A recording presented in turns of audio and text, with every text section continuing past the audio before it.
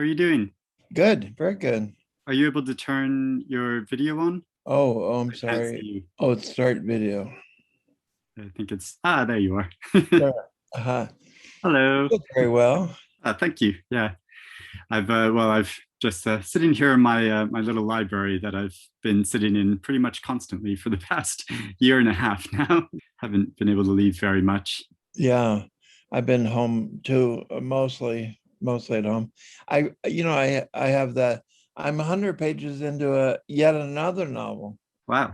So have you been very productive this past year and a half then? So Yeah. yeah.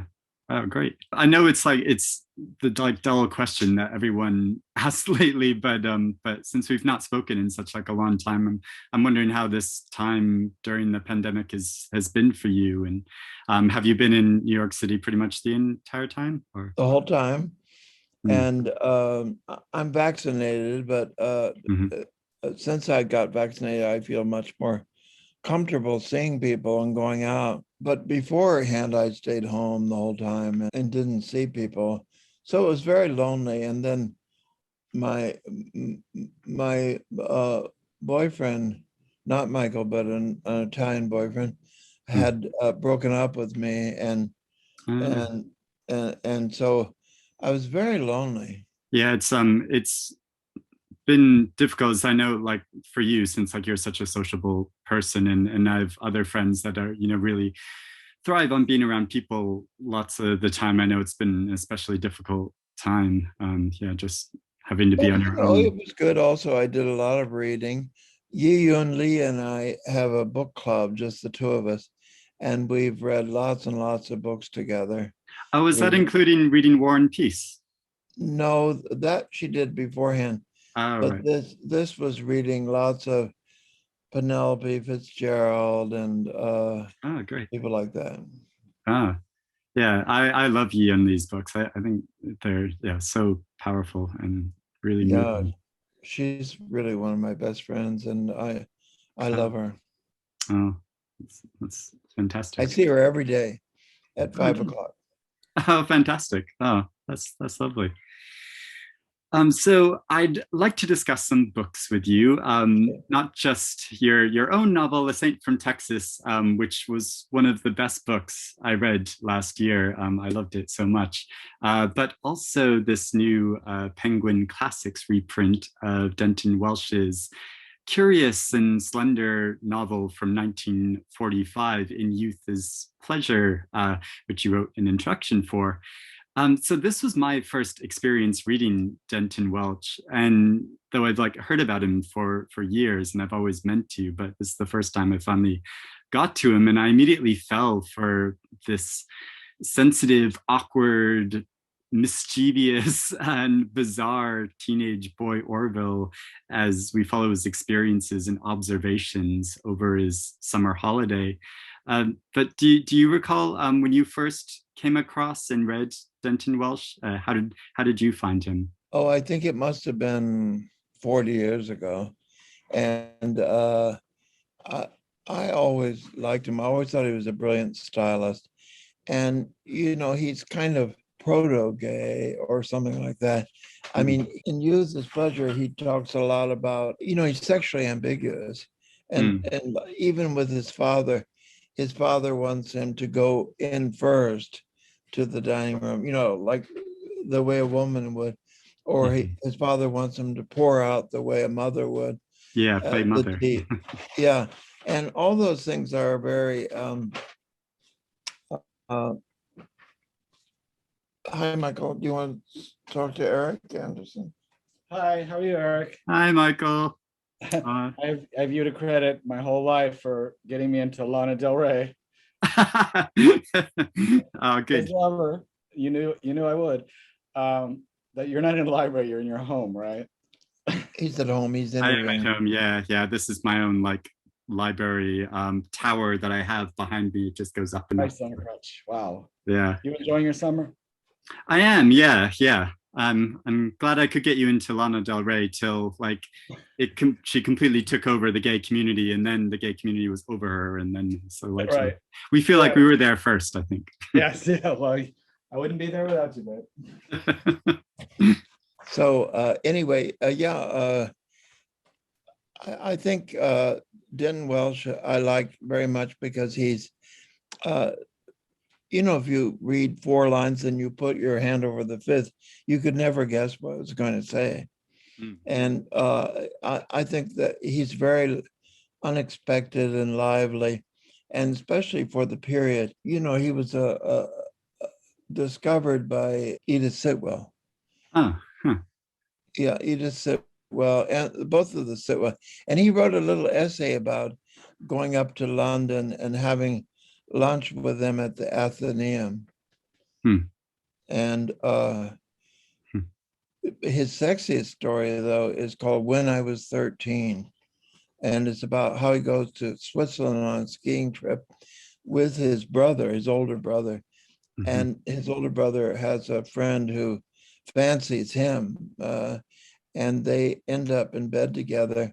And the brother, who's supposed to be away for several days, comes back unexpectedly and discovers him in bed and slaps Denton and says, "You fucking slut." It's really very good. It's very powerful. Yeah. And there weren't very many stories like that in the past, But I think that his interest in Bibelo and, and he does the illustrations himself in the book. He wanted to be an artist originally.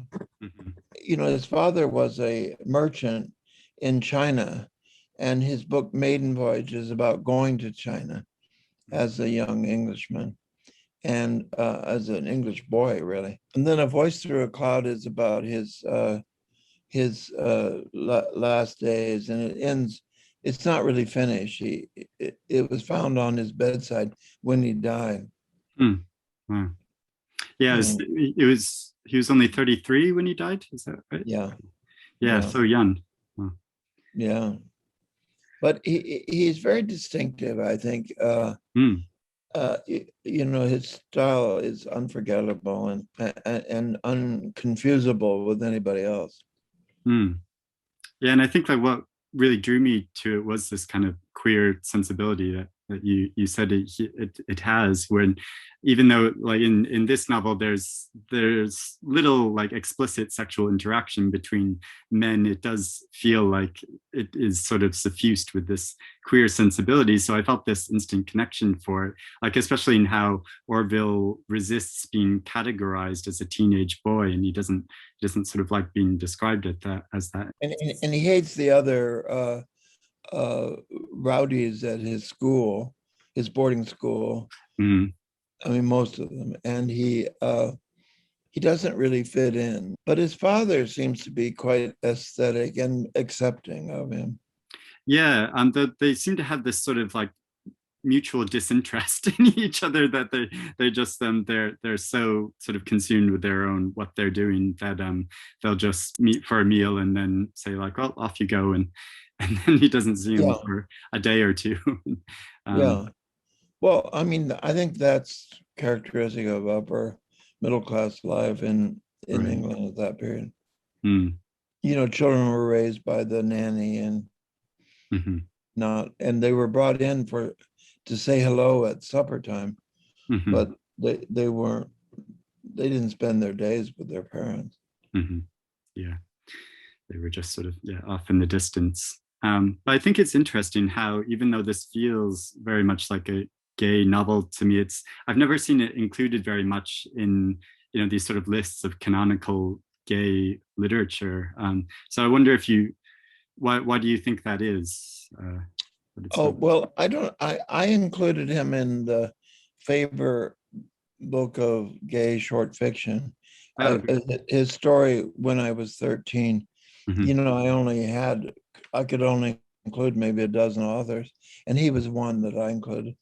I don't know why maybe people don't really know who he is, or there probably haven't been that many. I mean, there was a biography of him written by a lover, but there hasn't been that much to do about him, I guess. Yeah, he's always sort of felt or at least I don't know, my sense of it is that, you know, even though you cite in the introduction that he's had an influence on a number of different writers, that he's always been a kind of cult writer, maybe that like Yeah, people sort right. of pass around and recommend to each other, but it's not really He, known and he's popular. he's like Ronald Burbank, Right. Yeah. you know, in the sense that that's there are two writers I love, Burbank and Welch, but you know, not most people don't know about them. And you also mentioned in the introduction that you refer to this as an autobiographical novel and later say it's basically a memoir. So do you have a sense of how close to Welch's life this story is in the novel? Yeah, I mean, I think well, reading his biography by his surviving lover, uh, it does match up quite a bit. And since his father lived in China, when his father would come to England and see his sons, it would be in a hotel, and this is all in a hotel, and a kind of grand Edwardian hotel. And yeah, I think it matches up pretty well. So you're saying that story describes an explicit like gay relationship and gay sex and there are some scenes in this with interactions with men which have such like high like sexual overtones, so they're not really like explicit in that way. So I was wondering, do you think, or do you know, did he sort of tone down the explicit gayness in this to make it a sort of more acceptable story, or did he just want that sort of tension to be there of I think he has one short story about wandering through the fields, you know, across the English countryside, and meeting this very hot boy that he sits down and talks to for a long time. But you know, I think he's a little like Damon Galgood, you know, in the sense that Mhm. the atmosphere is charged with sex, but there's not that much explicit sex, and certainly not of this kind of tawdry gay kind that we know about. Mm. And do you think that's because of like the society that the sort of level of society that they come from, or is it just a kind of sensibility that's a bit more prudish or reluctant to, you know, get into? Not even prudish. I mean, you know, like one of Damon Galgood's books, it's called Arctic Summer. Yes, And I love that book. Yeah. yeah, Mm. and that's quite explicit about his affairs with straight men in India and in Egypt. Mm. But Damon lives with a straight man, Oh. and, and his wife and children, and so you know, Mm. I I think the world is a lot greater than we imagine, Horatio.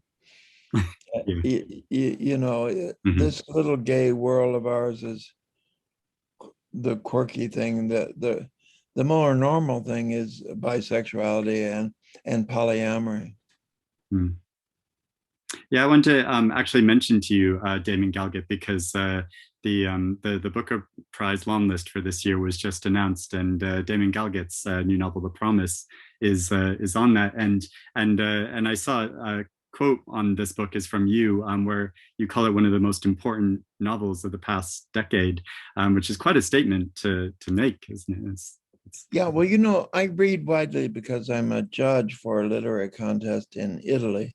And so I read, uh, we choose the best book written in any language that is translated into Italian that year.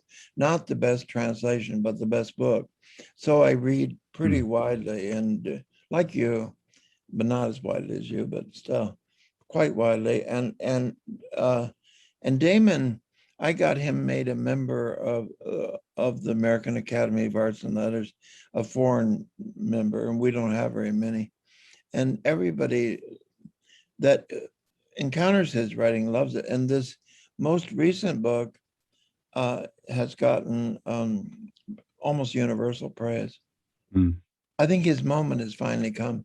He's been writing brilliant books for years, Mm. but I don't know. I think finally people have caught on. Yeah, well, and yeah, it's a really incredible novel, and it's like, yeah, so different from any other book I've read before. I think he really makes his own, style in the book and in this story I Exactly. want to tell.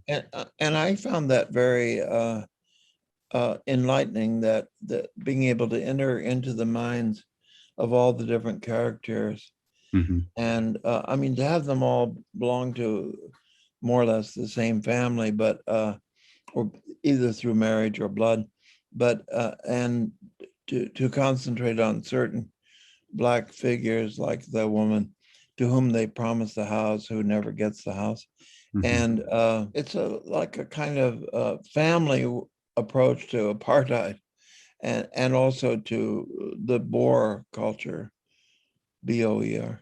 Mm-hmm. Yeah, it's really powerful how he just inhabits that perspective and gradually shows these kind of racist opinions they have, and you feel like you can't escape them because you're so locked into their point of view. And yeah, no, he's an amazing writer, and I Skype him home like once a week.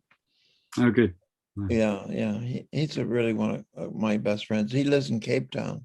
And since you mentioned like judging book prizes, and I follow the Booker Prize quite closely. So, and I know you were a Booker Prize judge one year. So, how did you find that experience of being a judge on the Booker Prize? Well, I thought everybody else was much more conscientious than I was. I mean, being French, I was so used to reading à la diagonale, like quickly. And, and everybody else seemed terribly serious and earnest. I mean, I would just make up my mind after 2 or 3 chapters I didn't want to read that book. But, one of the other judges said to me, well, I think when you read this book the second time, you'll change your mind. I thought, second time? We had 130 books to read. Yeah. But, anyway, I was impressed by how serious everybody was, and considering we weren't being paid anything. And oh, really? Wow, gosh, yeah, I assumed that the judges always had to be paid since it's so many books. That yeah, and we would just have nice meals at various men's clubs and stuff. It gets down to bargaining, where you say to somebody, okay, well, there were 2 women on our jury, and they agreed that the best book of the year and that the book that would live the longest was by Martin Amis, but they didn't like his politics, so they wouldn't put him on. So I, because he was supposed to be a male chauvinist pig or something. Anyway, I was furious about that. But then I thought, well, I can trade Martin for Sybil Bedford, because she was the only lesbian on the only gay person on the list, and I thought I could get her. She'd written her Jigsaw. I got her on the short list, Jigsaw, because by betraying my friend Martin. Yeah, I've got this sense with book prizes before that it's there's a lot of bargaining that goes on when and trying to do that. So going back to Denton Welch, one figure in this book I find so fascinating is the figure of the schoolmaster, who recurs he reappears a few different times, and his interactions with him, I find it so fascinating how they shift so much, so that sometimes he's a kind of father figure, sometimes he's the teacher, sometimes he's a persecutor who dominates him, and he's even characterized as a fairy tale witch, sort of like gazing at himself in the mirror and saying like, who's the fairest of them all, and I started to wonder if he even really existed or was just a figment of Orville's feverish imagination. So do you think that tension was like deliberate? Because there's like a lot in this book that I think it's not exactly like a realistic representation, because you're so much in his imagination a lot of the time, because that's how he's experiencing the world. And exactly. I mean, even the title is so ironic, Mm. is how much pleasure is there. I find this Afra very interesting, but she talks like a gay man. Like she says, "Don't I look a caution?" When I was a child, that we gay people said that. Oh, you're such a caution. You're such a caution. Yeah, that was part of gay slang. And then she says, "My dear, don't lose your wool." And then he says he wished that he was a girl, then there'd be no difficulty. Men often dance with very young girls. And he pulls out his lipstick and he frizzes his hair until he looked rather pretty and depraved. I mean, that's all very interesting, I think. Mm. And and Afra says he's rather a pet, don't you think? And that again is gay slang. Huh. So he sort of like slipped in a lot of those terms in the. Yeah, but having her say it, it kind of defangs it, I suppose. Mm. And he has all these necrophiliac emotions. I mean, he feels quite free to go almost anywhere his imagination will lead him, into even very unpopular places. Like Orwell's imaginings had now formed themselves into a pure, rather distasteful fantasy.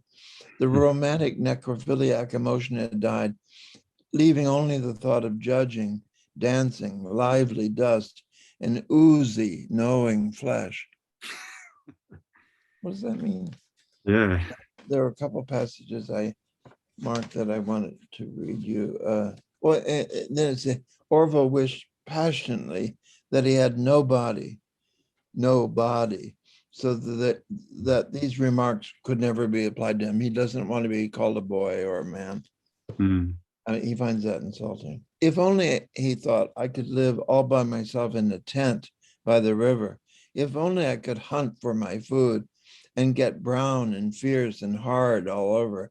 I could search in the fields for mushrooms, berries, and roots. I might even try eating grass. I think that he does play with gender so much, sometimes being hyper masculine, sometimes being feminine. Yeah, and it's all these like passages sort of like breaking out of like the physical body and the restrictions of this body he inhabits. And it's such like a singular point of view, and like I can't think of many other writers that like have this like similar kind of just like very striking, like their point of view is just their own, and that's all there is. I mean, there's maybe like Jane Bowles and writers like Two Serious Ladies, that kind of thing. Yeah, I think so too. Yeah, that is it's fey, it's not plot driven or even character driven. It's full of, well, like Burbank in a way, full of instant impressions of the world and curious ones. Everybody, Burbank walked around and wrote all of his funniest lines down on little slips of paper, which he would stuff into his pockets. And then he would empty them and use them all, but without any system later. So just like a collage of different. Yeah, right. And I think it's interesting that he's about to turn 15 and he was beginning to lose his good looks. That means ephebe looks. Oh God, never let my voice break or a beard grow on my face, he says. Because he wants to be the boy or a boy or an ephebe. He doesn't want to be some horrible man. Yeah, all the descriptions in the book are so like filtered through his sensibility and have this purposeful exaggeration to them. Like reality becomes so exaggerated, and especially I think in his descriptions of other people. And there were a couple of examples that I was so struck by where he was describing the chests of characters. And so he writes that a man's flabby pecs were so gay and ridiculous, like two little animated castle puddings. And a woman's breasts become miniature volcanoes with holes at the top, out of which poured clouds of milky white smoke and sometimes long, thin, shivering tons of fire. And so like people morph into these kind of absurdities. And these lines in particular reminded me of a line from one of your novels where you famously described a woman's breasts as being full breasts that visibly strained at the breastbone like two puppies pulling on their leashes in slightly diverging directions. And so there's this like wonderful amplification of the world in some of your more stylized fiction, which I feel is sort of like descended almost from Denton Welch. So I was wondering how much do you feel like his particular method of description influenced you as a writer? Well, you know, Richard Howard, the translator and poet, Pulitzer Prize winning poet, who's translated 150 books from the French. He and also my friend Simon Karlinsky, who was head of the Russian department at Berkeley, they both spoke about the other tradition. In Russian, the other tradition began with Pushkin and ended with Nabokov, but in between it had people that we don't read or that people don't know, but there was one guy who wrote a book called Wings, Kuzmin, and it was the first gay novel ever written in Russian, 1905. Oh wow! Yeah, but you know there's Pushkin, then there's Gogol, then there's Chekhov, and then Klebnikov, and this guy Kuzmin, and then ending with Nabokov. And so it's a whole other tradition. Mm. But and in English, you know, it's a kind of tradition that includes Furbank and certainly Den Welsh. And I know it's an impossible question to answer, but since Welch died so young, I think it's difficult not to imagine what he might have written next. So, wondering, do you think if he lived longer and been able to produce a larger amount of work than just these like few promising slim books, he'd be better known? Or do you think because of his style was so wholly his own that he would have just remained on the fringes of, you know, literature? Well, I mean, he is pretty well known, but I just have to read you one more thing. Everything was different. The sound of the car's engine was muted. It was no more than a soft purring. When a tram passed, it did not clang and lurch as I had expected. It glided noiselessly, like a skater on ice or a swan on silky water. And the people inside, they had dark, staring, liquid eyes, like the eyes in portraits on the lids of late Egyptian mummy cases. Their hair seemed dusty and still, unblown. They grasped their shopping bags unfeelingly, as children hold their dolls. With deep, thoughtful faces, they went about their almost sacred household tasks, keeping strict silence. That's really weird. Yeah. That's a voice through a cloud. Yeah, it's like you're just following this trail of logic from a very particular kind of mind and you don't know where it's going to go. Yeah, you don't know what's going to be. And then you learn interesting things about him. Like he'll say, I hate to be touched. If she could but know how deep down I hated to be touched. Mm. You know, that and that's a kind of surprising thing to learn about somebody. And most people wouldn't even confess it. And here's one other thing. I laughed for all the horrors I could imagine existing at that moment, for all the terrors and despairs and tortures and madnesses. I laughed to think of all the strange things that were happening to human bodies all over the world. Some were feasting, some were locked in dungeon cells, some were copulating, some were singing, some were having babies, some were starving, some were weeping, some were having Turkish baths, and some were being torn to bits. I thought of the infinite number of postures, expressions, gestures, and functions of the body. And these were the funniest thoughts of all.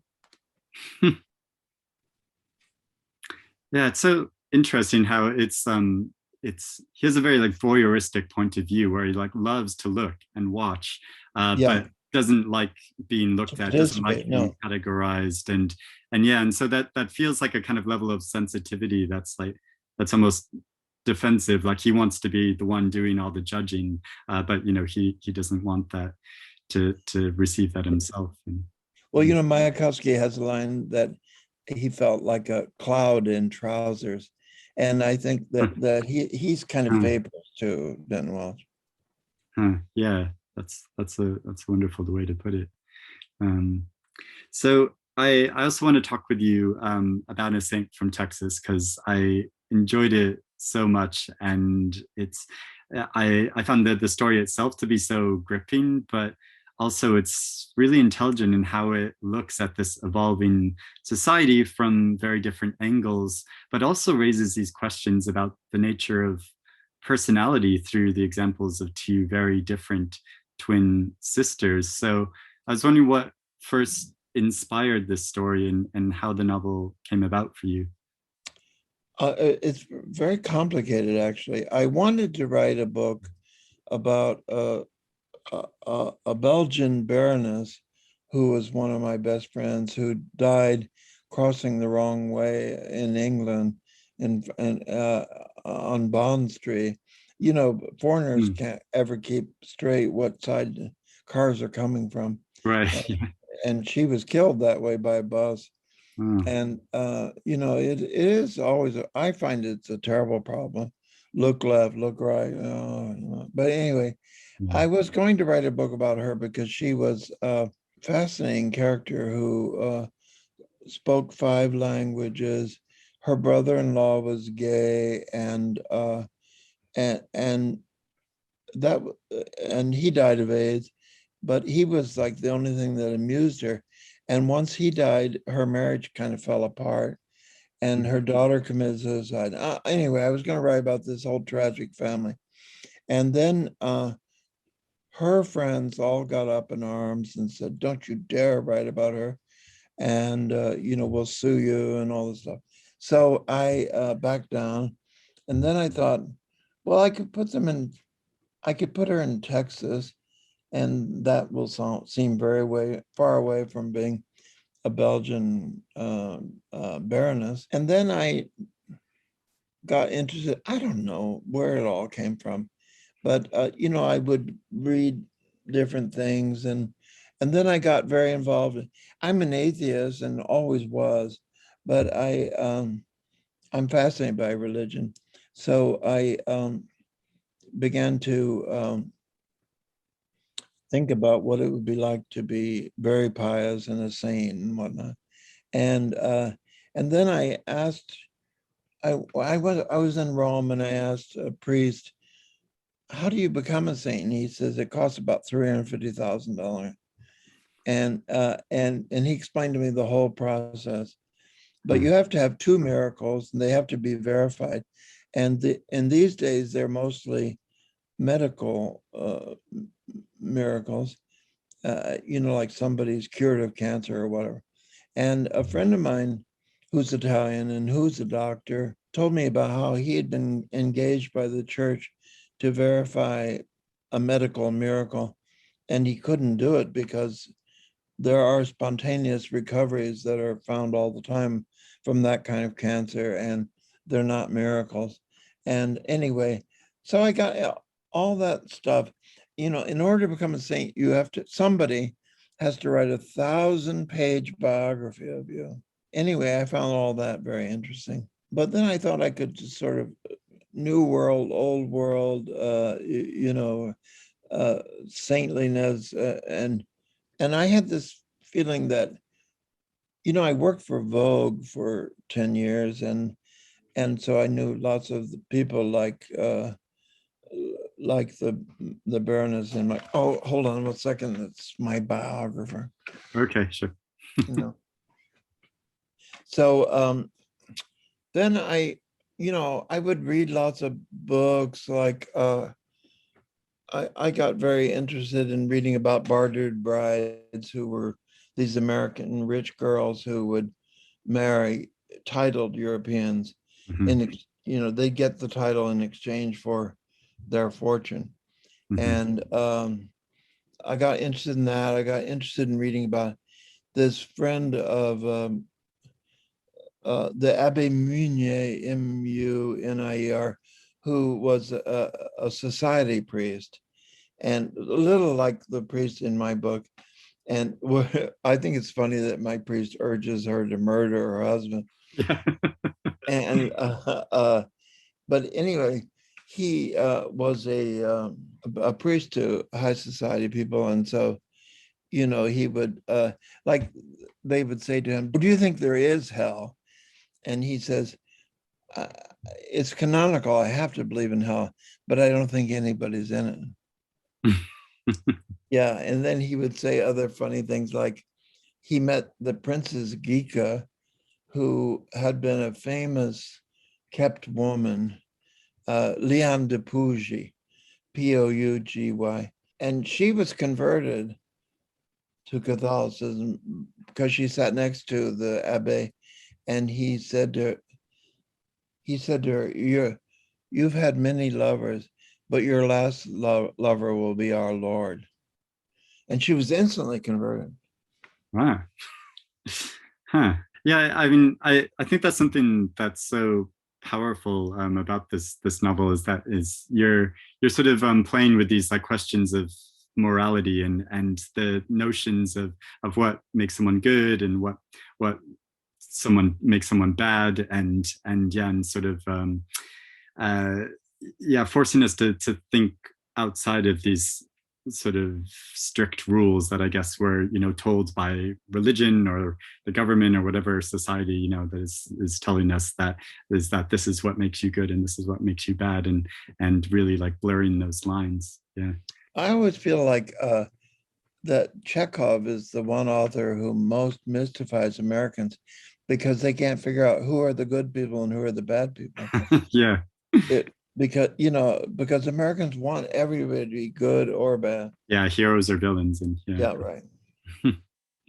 It's our Puritanism, I guess. So I'm glad you liked it. I think it's a funny novel.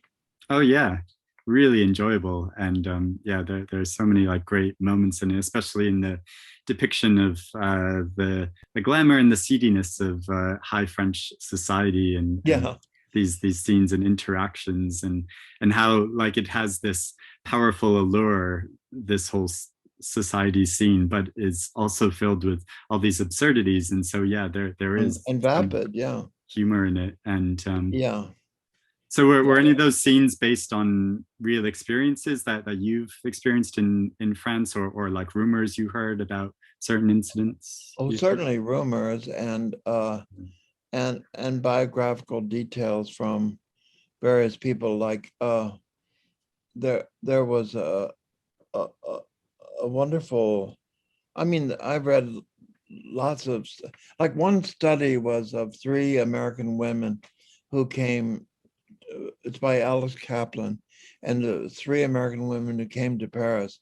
One was Jackie Kennedy, who came to be polished and to meet people in society and to perfect her French. The second one was Susan Sontag, who just came to come out as a lesbian, and so it was only sexual for her. And the third one was Angela Davis. Angela Davis. Angela Davis, and she came for intellectual reasons. Hmm. So the three of them used Paris to improve themselves in different ways, and intellectually, socially, and sexually. Hmm. And I love how you inhabit the female point of view in this novel, but also how you do that in your novel Fanny, a Fiction, which I'm a big fan of as well. And so me personally, I've only dressed up in drag a few times, and just for plays I've been in. I've never like felt a inclination to dress to do anything beyond that and dress as a woman. But I love inhabiting a female perspective when writing fiction. So, did you think of these as sort of like literary drag acts in a way because of how you inhabit these female voices? Yeah, I guess. I mean, in other words, it probably is the way I really think about things. I tend to write very strong women characters, like in Hotel de Dream, Cora, the wife, is one of my favorite characters. I was really sad to say goodbye to her at the end of that book. And I'm glad you like my two Fannies. But nobody else reads that book, or and there are lots of female characters in Caracol, a book that no one reads. And anyway, yeah. I was wondering if have you been physically in drag much in your life? Never, not once. Never. Oh wow. Yeah. Because did you purposely like resist it or just never got the chance or really didn't? It never turned me on. I guess in fact it slightly repels me. And also I think it's so boring, all that lip sync and ugh. And then one of the things that's kind of interesting is that it's the most exaggerated women like Mae West who are good to imitate because they already are so exaggerated with the hair and the breasts and the tight clothes and whatnot and the funny voices. Yeah, because they're women doing drag basically, like they're yeah.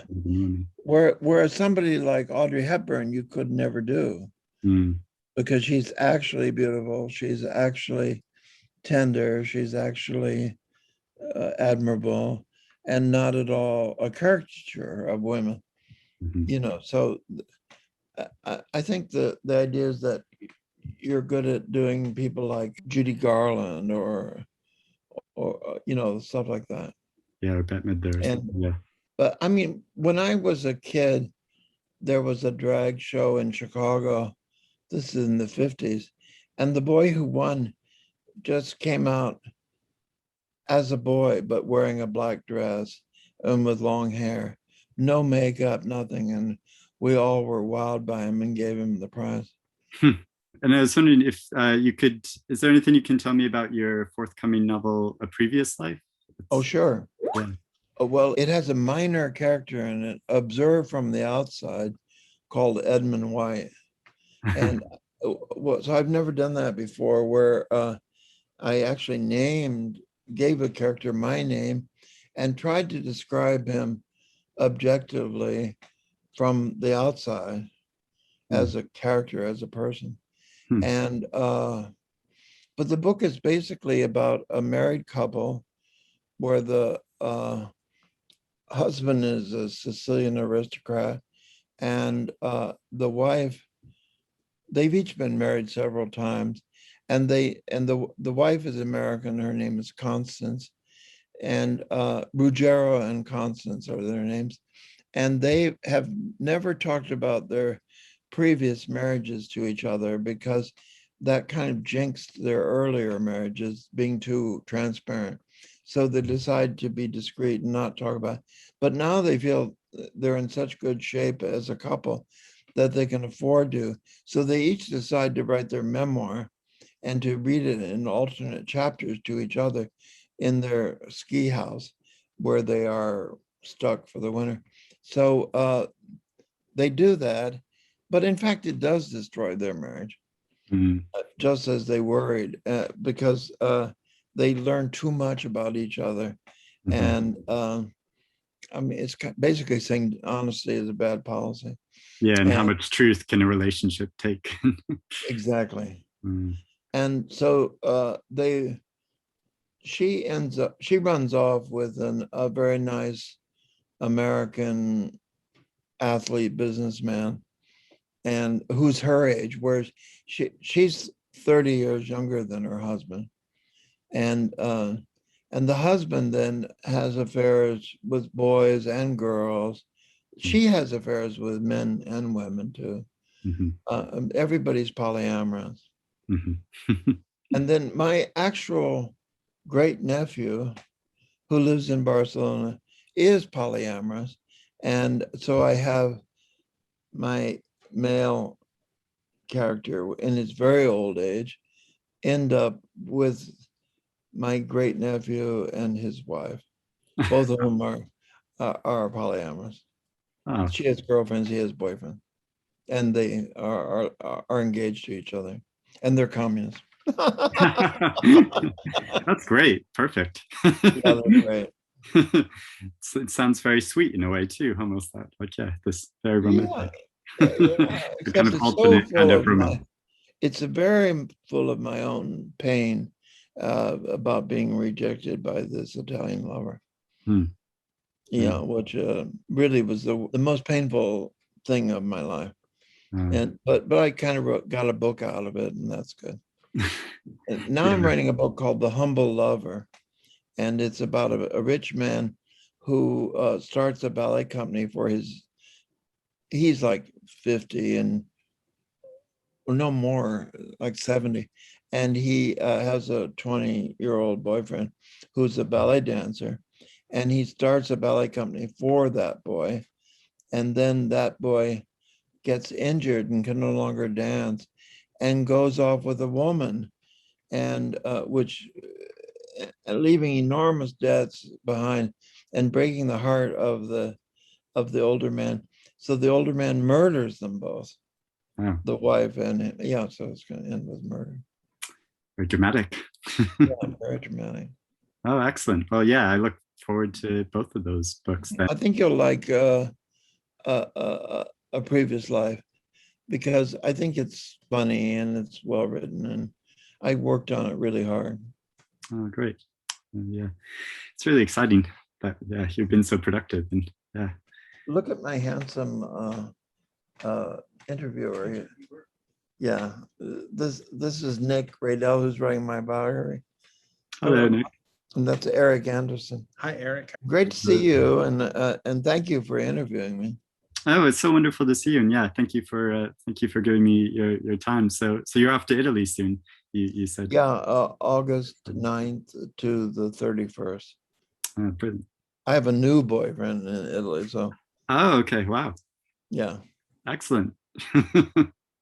Well, good luck with that. Have a great trip. And okay, thank you. Yeah, so lovely to see you. Hope to see you Lovely again. to see you, Eric. Thank you. Okay, bye-bye.